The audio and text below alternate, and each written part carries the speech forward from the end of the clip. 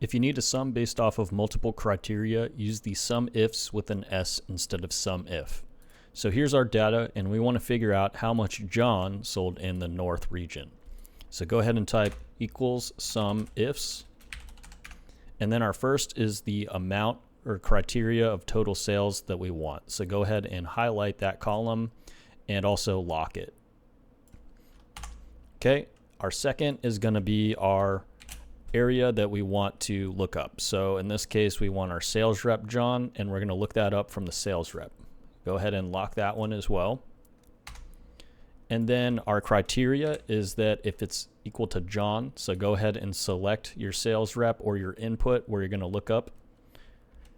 And now we want to base it off of the region. So the area or the criteria range is going to be our region. Go ahead and highlight that one and lock it as well.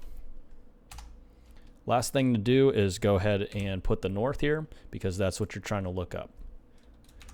And we see that we have a total sale for John of 1,500 in the North. So John in the North, he sold 500 here. He sold 1,000 here. And then he also has some sales in the South, but that's not really what we're interested in. We were just looking in the North.